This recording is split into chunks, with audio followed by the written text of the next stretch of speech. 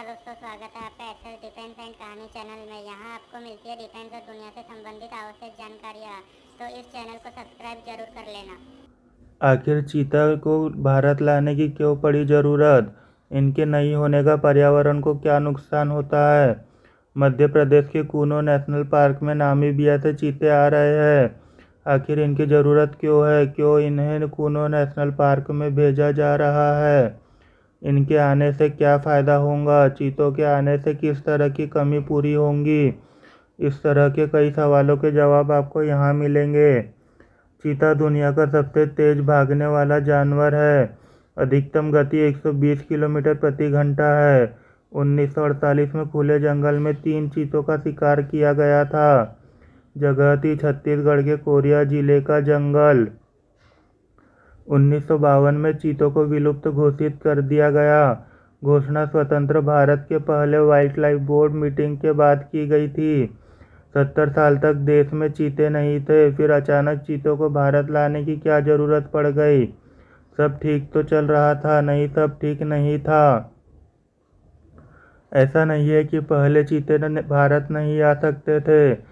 1970 के दशक में ईरान के शाह ने कहा था कि हम भारत को चीते देने के लिए तैयार हैं, लेकिन बदले में आपसे हमें शेर चाहिए।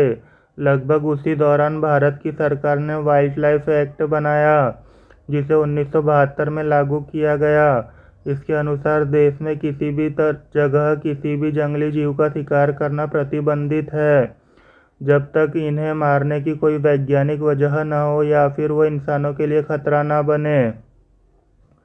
इसके बाद देश में जंगली जीवों के लिए संरक्षित इलाके बनाए गए, लेकिन लोग चीतों को संभवतः भूल गए। असल में इसकी आवाज़ उठी साल 2009 में, जब wild life trust of India WTI ने राजस्थान के गजनेर में 2 दिन का इंटरनेशनल वर्कशॉप रखा। सितंबर में हुए इस 2 दिवसीय आयोजन में यह मांग की गई कि भारत में चीतों को वापस लाया जाए। दुनिया भर के एक्सपर्ट इस कार्यक्रम में थे। केंद्र सरकार के मंत्री और संबंधित विभाग के अधिकारी भी थे। मोरगाबे नाम की अंतर्राष्ट्रीय वाइल्ड लाइफ मैगजीन के जर्नलिस्ट मनीष चंद्र मिश्र ने बताया कि चीतों के विलुप्त होने के बाद भारतीय ग्रासलैंड की इकोलॉजी खराब हुई थी। उसे ठीक करना था। चीता अम्ब्रेला प्रजाति का जीव है, यानी फूड चेन में सबसे ऊपर मौजूद जीव। अगर यह नहीं आता तो फूड चेन का संतुलन पूरी तरह से बिगड़ जाता। कूनो नेशनल पार्क चुना इसलिए गया क्योंकि वहां पर चीतों के खाने की कमी नहीं है, यानी पर्याप्त मात्रा में शिकार करने लायक जीव है। चीतल जैसे जीव काफ़ी मात्रा में मौजूद है, जिन्हें चीते पसंद से खाते हैं। साथ ही इस इलाके में पर्यटन बढ़ेगा, लोग चीते को देखने आएंगे, राज्य को भी फायदा होगा। चीते को ग्रासलैंड यानी थोड़े ऊंचे घास वाले मैदानी इलाकों में रहना पसंद है।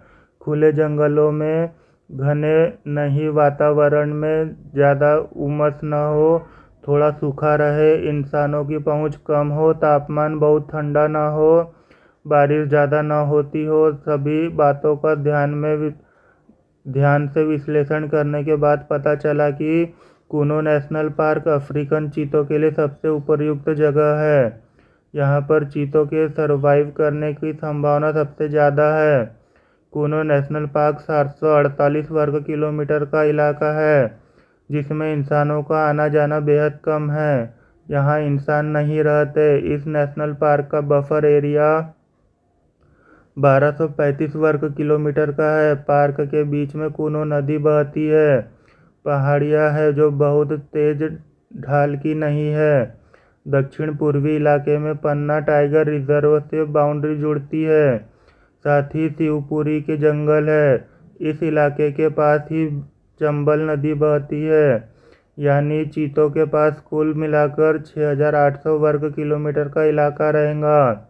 अधिकतम औसत तापमान 42.3 डिग्री सेल्सियस रहता है। सबसे न्यूनतम तापमान 6 से 7 डिग्री सेल्सियस का रहता है। इलाके में साल भर में 760 मिलीमीटर बारिश होती है। कूनो नेशनल पार्क में कोई इंसानी बस्ती या गांव नहीं है, न ही खेती बाड़ी। चीतों के लिए शिकार करने लायक बहुत कुछ है। जैसे चीतल, सांबर, नीलगाय, जंगली सुअर, चिंकारा, चौसिंगा, ब्लैक बक, ग्रे लूंगर, लाल मुंह वाले बंदर, शाही भालू, सियार, लकड़बग्घे, ग्रे भेड़िया, गोल्डन सियार, बिल्लियाँ, मंगूस जैसे कई जीव यानी चीता जमीन पर हो या पहाड़ी पर, घास में हो या फिर पेड़ पर, उसे खाने की कमी किसी भी हालत में नहीं होगी। नेशनल पार्क में सबसे ज़्यादा चीतल मिलते हैं जिनका शिकार करना चीतों को बहुत पसंद आएगा। नेशनल पार्क के अंदर चीतल की आबादी 38.38 से लेकर 51.58% वर्ग किलोमीटर है, यानी चीतों के लिए खाने की कोई कमी नहीं है।